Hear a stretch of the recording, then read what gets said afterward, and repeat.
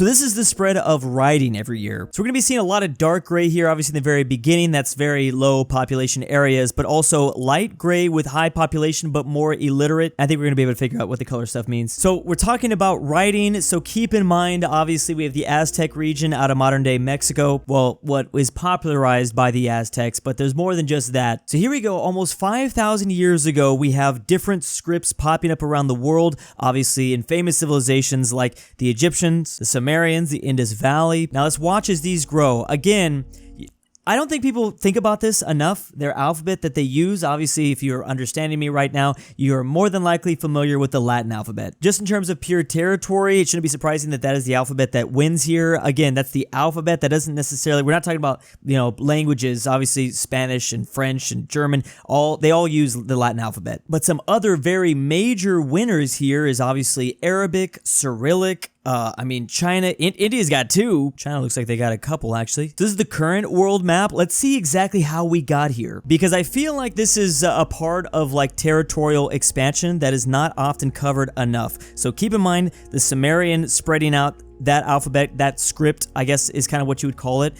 It's not necessarily always an alphabet. They're more of different writing systems. That's exactly what we're talking about. That's why the spread of writing every single year.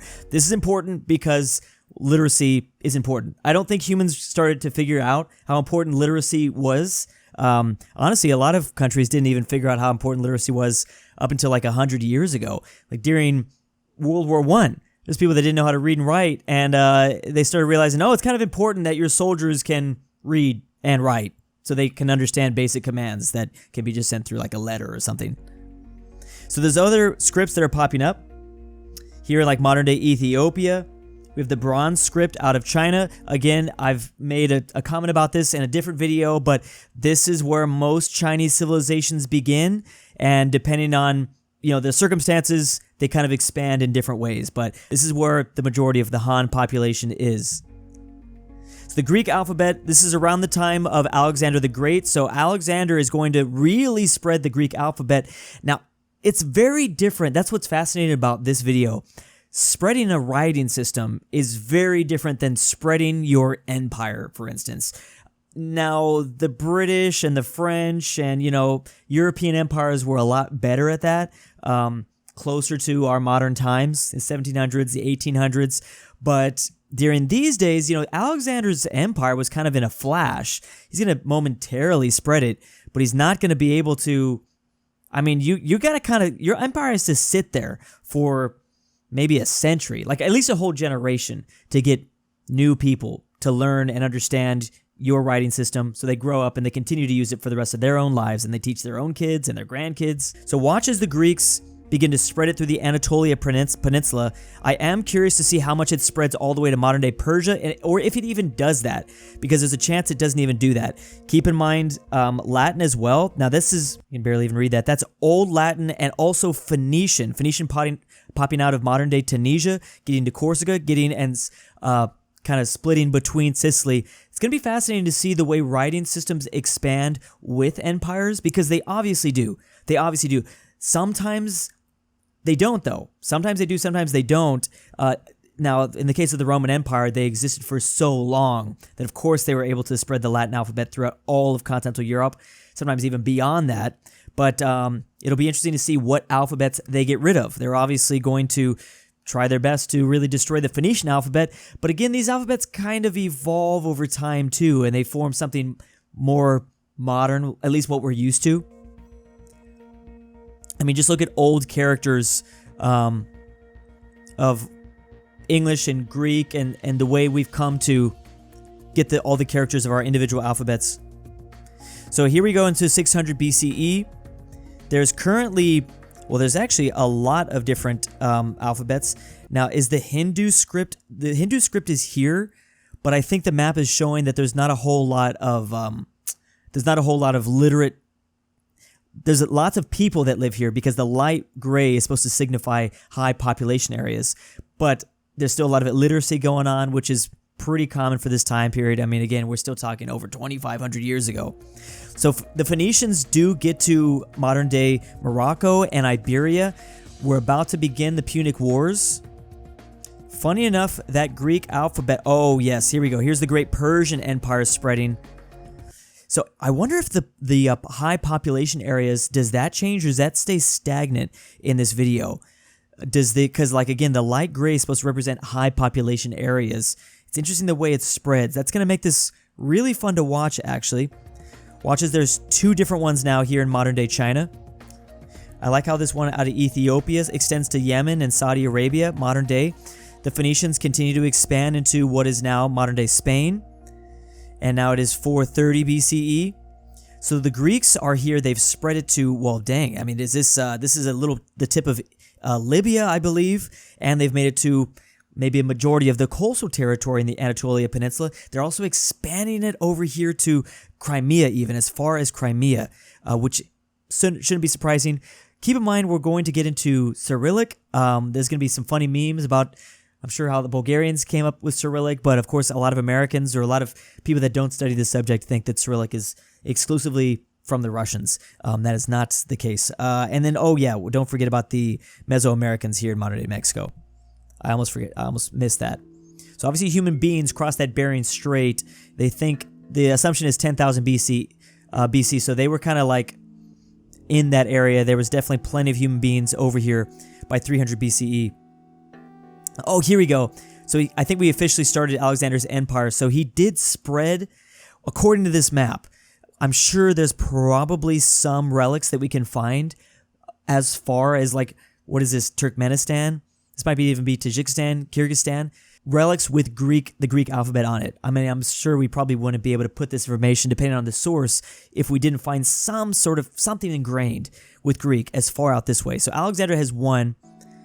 And he's spread all the way through the Persian Empire. This is going to be a fun video for me to do because I can kind of explain the background empires that are kind of growing and expanding, kind of the world powers at this time, because it's just logged all into my head at this point. But again, if you just were to look at the alphabets, you're not going to be able to see all that stuff. Okay, so Alexander, he's probably long dead, I think, at this point. His 4 generals have taken over. I doubt this area remains Greek for long. We've got a couple of different things going on in India right now.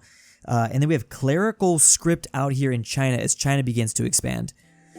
Here's the Latin alphabet as they... Oh, here we go. Here's the Punic Wars. They're literally expanding through Iberia. And now they're getting up here towards the Alps. I'm not sure what Punic War this is. Oh, now they've made it over here towards the Balkans. Maybe beginning to clash with the Greeks. Bam. Okay, Punic Wars... That's at least 1 or 2. They're about to get destroyed completely. I don't want to miss out on Mexico too, because that is important. India and China. Don't underestimate how powerful India I know that like we focus a lot here on Europe, but do not underestimate how powerful those civilizations out of China were, out of the Indus Valley region. I mean, India and China have remained highly populated, highly powerful places for a very long time throughout history. So there goes Latin. I like that they're showing a couple of characters. Okay, the Roman Empire is really beginning to expand as we enter into 0, of course. So the Roman Empire has just conquered the Gallic region. So they've taken modern-day France, and now they're going over towards the Balkans. Now they're obviously going to have trouble getting rid of the Greek language. They're not going to be able to do it, in fact, because the Greeks still have their Greek alphabet. So even though that Roman Empire expands even to the Middle East, they're not going to be able to take that Latin alphabet over. And a lot of that is just really difficult to do. You know how hard it is to get people to learn another language, especially when they're like older in life? You got to get to the kids.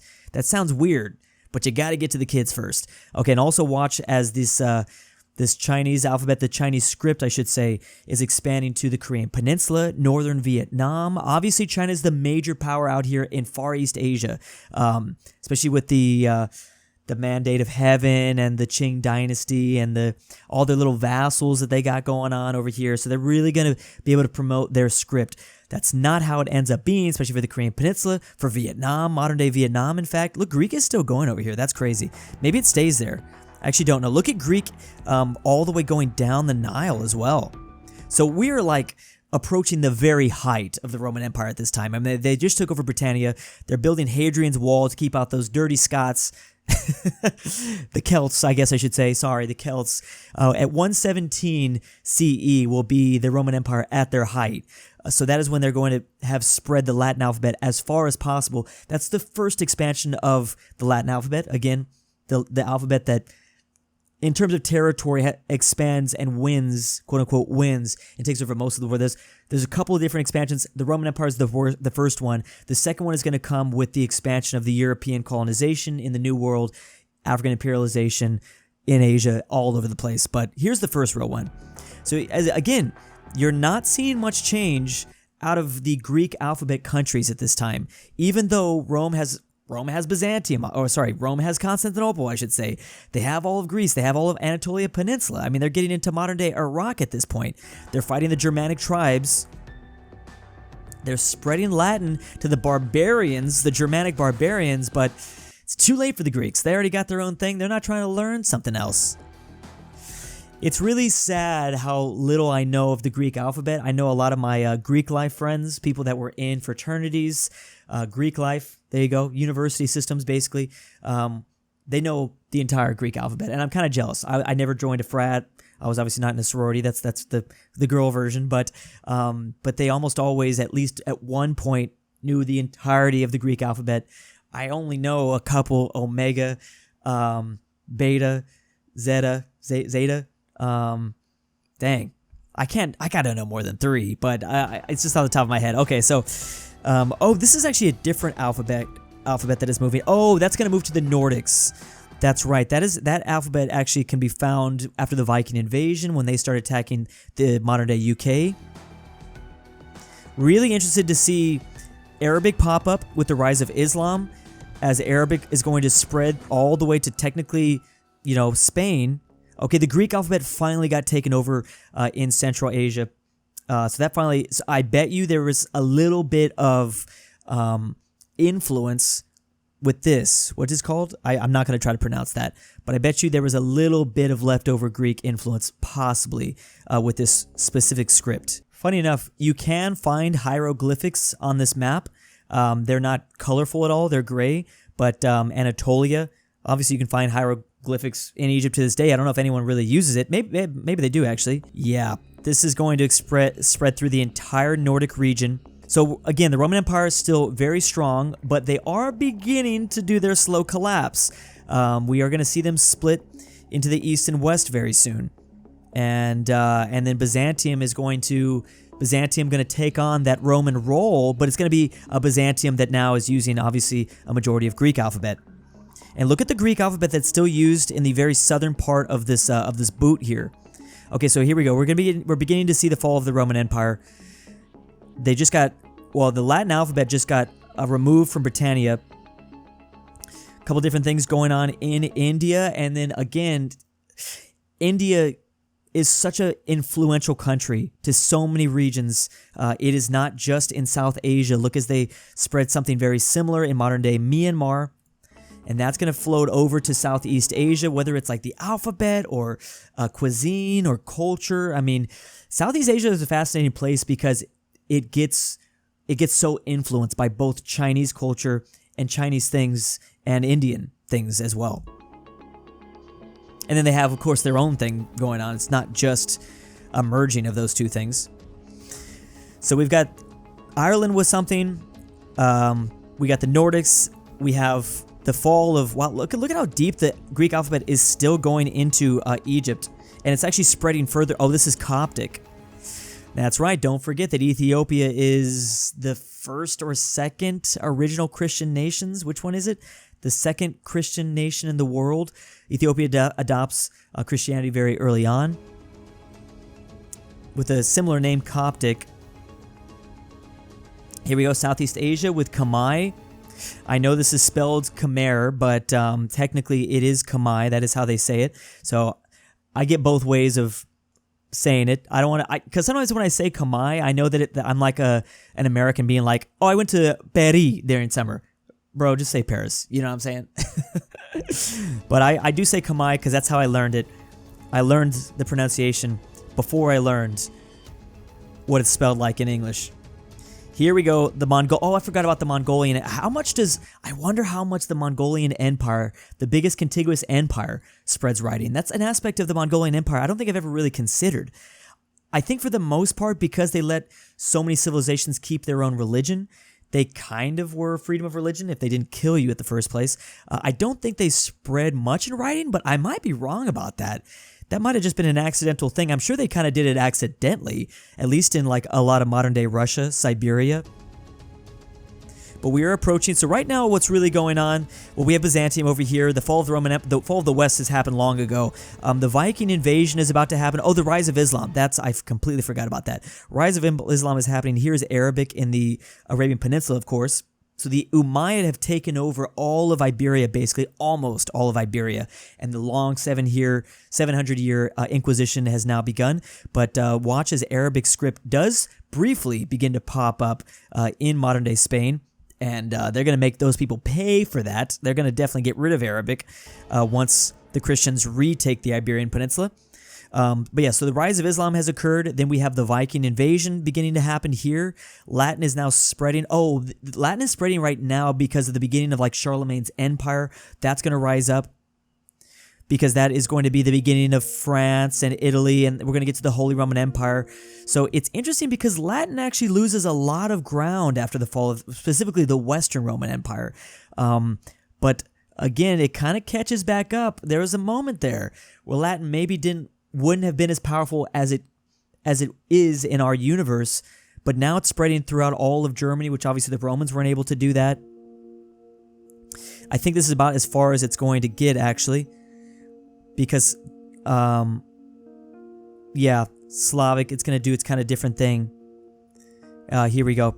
Okay, so there's Greek alphabet. Here we go, Cyrillic out of Bulgaria. So love that mistake was not made. Well, of course, this video is way too intelligent for that mistake to be made. So out of Bulgaria, Cyrillic pops out, and that is going to be the divide between Europe in the modern day between Latin and Cyrillic.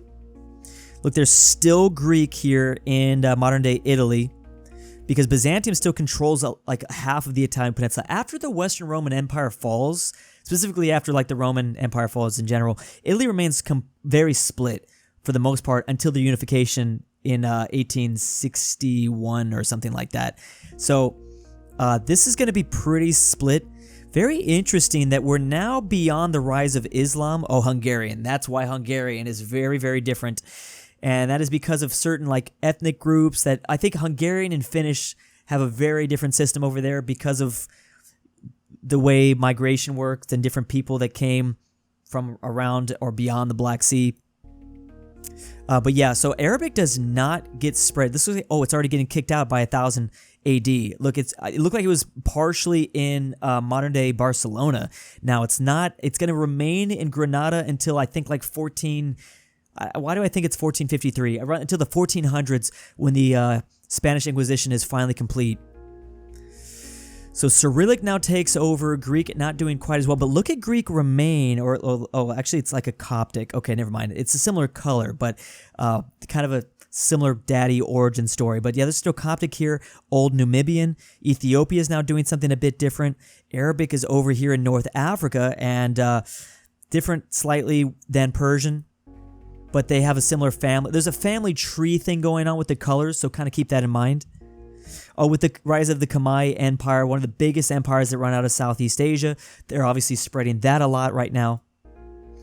I don't know if I'm sure I'm going to get into it, but I find it fascinating that the Latin alphabet gets as far as modern day Vietnam, and it's so funny, the memes. I love that the memes that kind of like, I don't want to say bag, but there's a lot of memes that do bag on Vietnam for not having their own alphabet and just adopting the Latin alphabet. And yes, it does make it very easy when playing GeoGuessr games, though. I know if I see anything looking like Southeast Asia and I see the Latin alphabet, bam, Vietnam, super easy. Keep in mind the Korean alphabet, we still have some time for that, but the Korean alphabet is said to be one of the best alphabets in the world, the most easy to adopt. Whenever I meet a Korean person, that's like the first fact I love to tell them. We have I believe this is the Omani Empire. Oman begins to kind of form a colonial empire out of the east here, out of the Horn of Africa and beyond that. I believe that is them that's spreading Arabic to this region. So Latin is being still here in modern day UK. Arabic is going to spread further into Africa. Again, this is all going to remain mostly dark because this is all the Sahara Desert.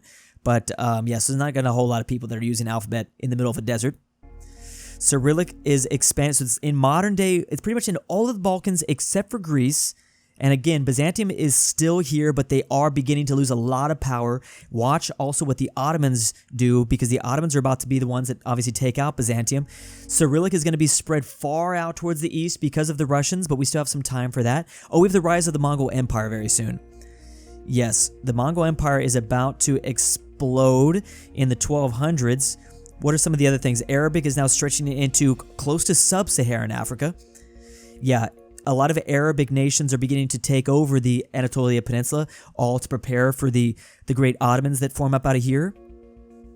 Yeah, Latin has a stranglehold on most of... Oh, look, it got rid of the Vikings, finally adopted Latin. I think they finally adopted Christianity as well.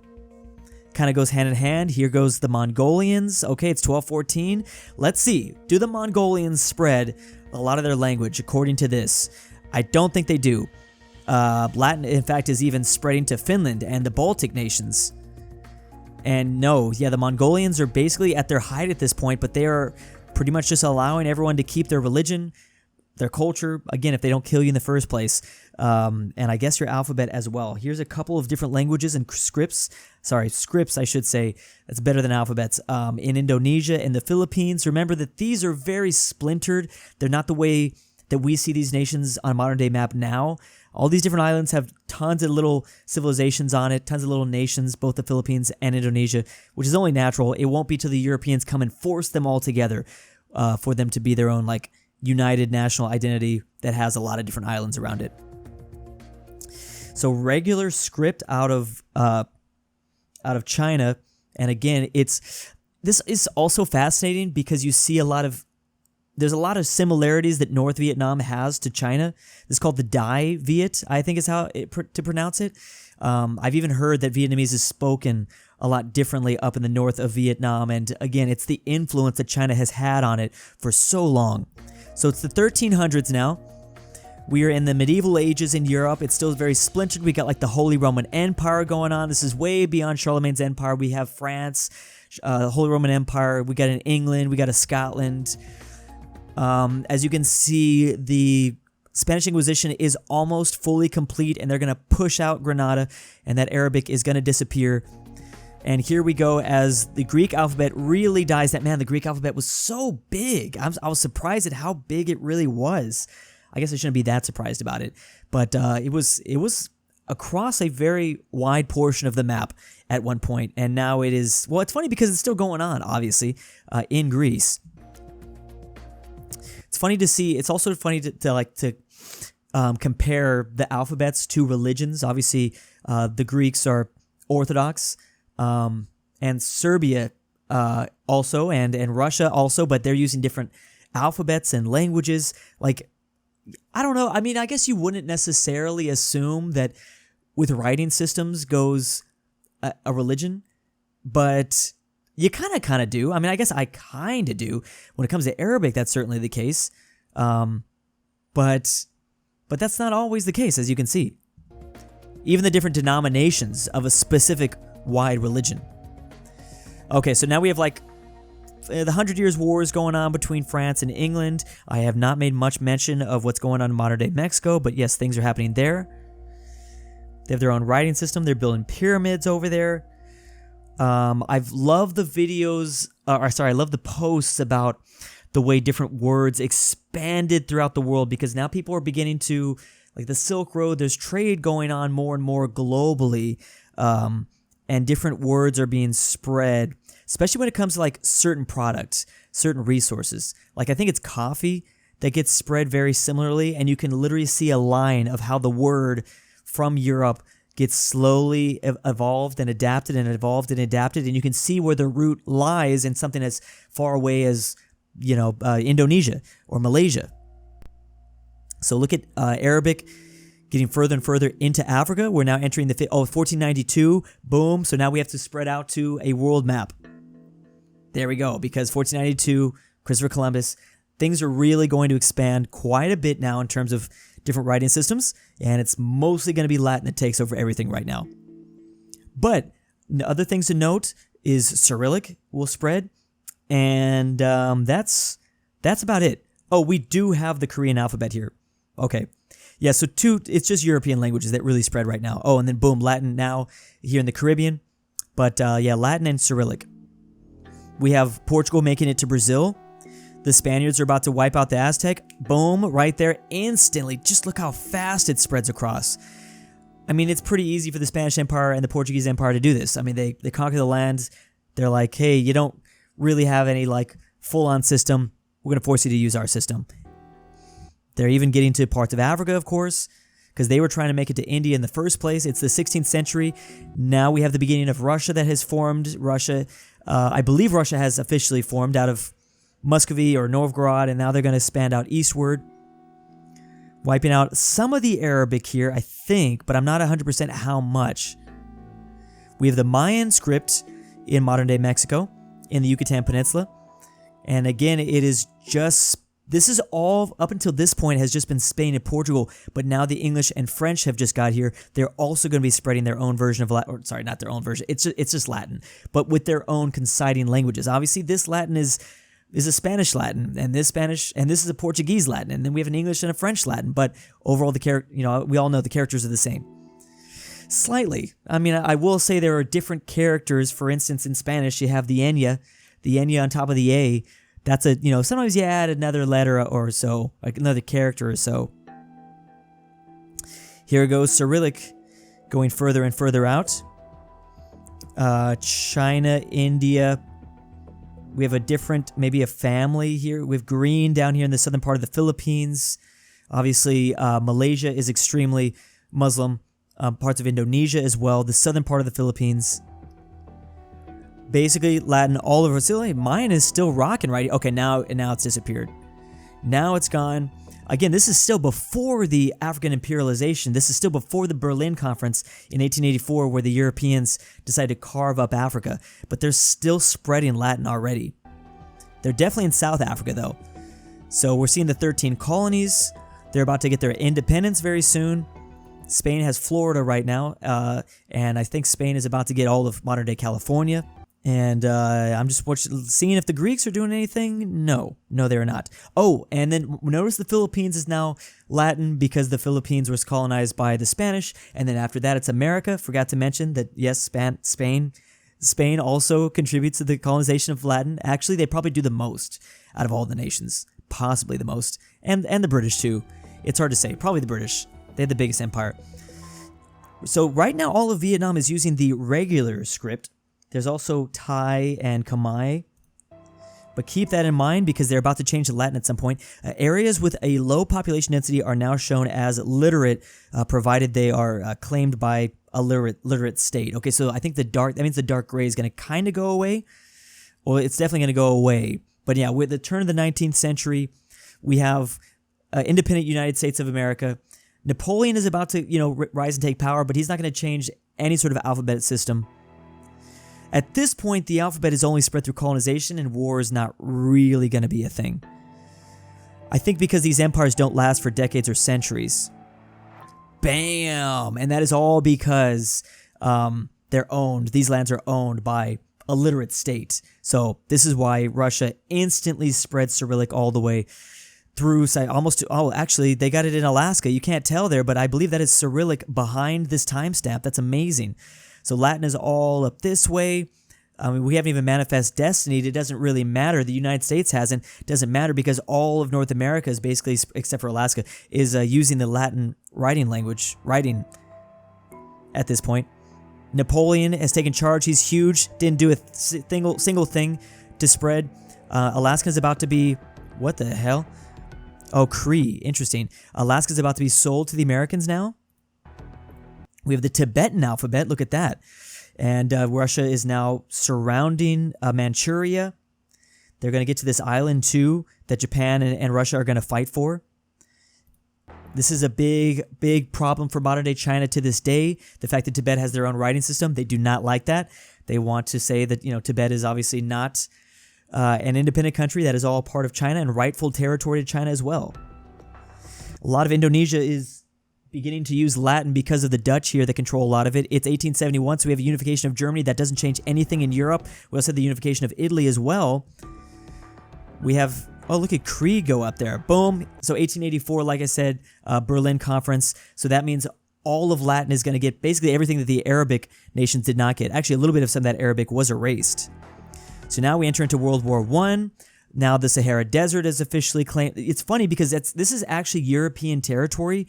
All of Africa there's only a couple of independent nations in Africa. It's like Ethiopia and then technically Liberia, but that's just to not step on the U.S.'s toes. But, France has Algeria, Italy has Libya, but they're still using the Arabic language, funny enough.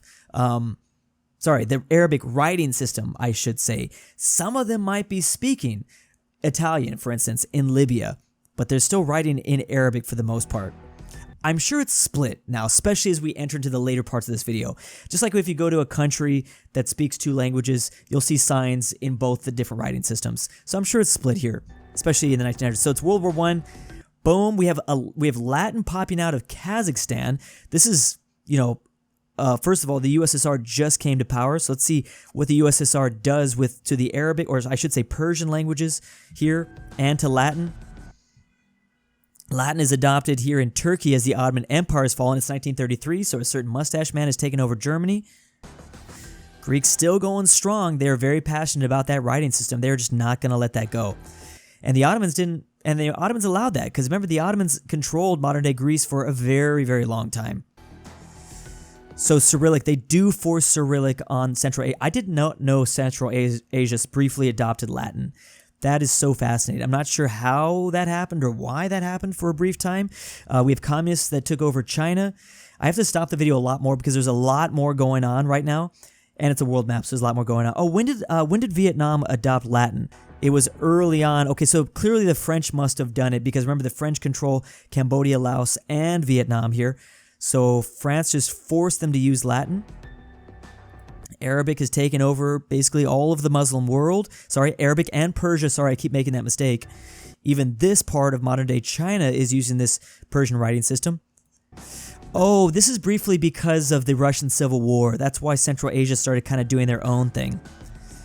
So that's why they're going to force them to use Cyrillic after the USSR gained power. It's 1943, so World War II is going on, and it's been going on, and the Germans have well, funny enough, the Germans probably didn't have time to force their Russian-occupied territory to start using the Latin alphabet.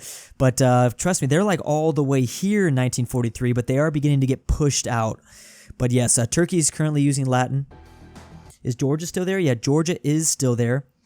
We have two or three, a couple different major writing systems in India, but remember, this is all, what a mess for the British Empire. This is British Raj. Oh, speaking of, it's the perfect date to pause on. It's 1947, so the British Raj is going to get independence. We're going to see India. We're going to see Pakistan form up.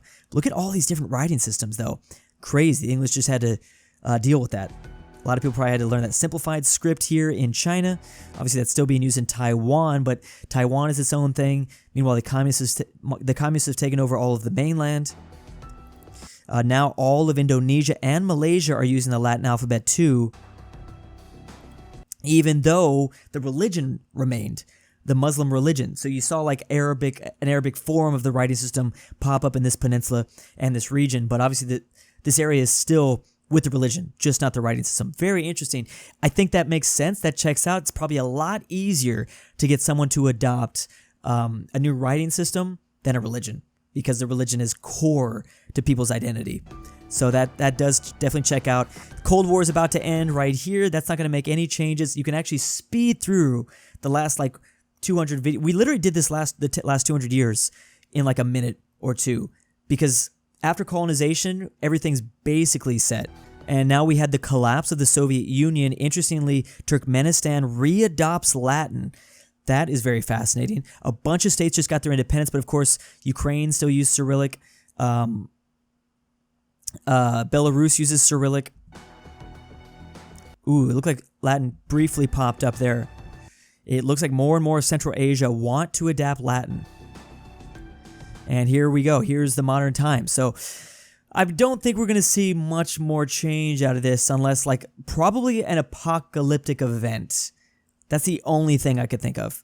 It'd have to be like an apocalyptic event that has a bunch of people die and then like another nation like take over. Or maybe if the Chinese take over. Something huge would have to happen for writing systems to change around the world, because as you can see, it hasn't done much change. It's crazy what a massive impact Greek had to the world, considering Latin and Cyrillic were based on them. Yes, and Greek still very famous to this day, even though it's pretty much just being used in Greece. I mean, if you ask any American what are their like writing systems, would they know? The second most popular one, it's got to be Greece. It's got to be Greek, unless, of course, you're from an Arabic country. The Mongolian script has been co-official in Mongolia again since 2020. That's pretty cool. If you came up with your own writing system, I would definitely want to keep that. But yeah, a lot of very fascinating conversations happening in this comment section. Not only was this a detailed language map, but the fact that you animated the aerial sea shrinking is amazing. Yeah, Ollie Bai is incredible. Speaking of which, definitely go subscribe to this channel. Absolutely love his videos. Thank you to my patrons this month. Drew seems like the kind of guy who never loses the remote. Drew's Argentinian Trust Fund, Rip Grandpa. Drew Supremacy League. Alexander the Terrible. Carmel S. Connor Pavlik. Douche Baggins. Frederick Tiblin. King. Bear Hayes. Luxembourg Lover. Miglu. The Goat. Nolan. Nord Tyrol. And Tambrin.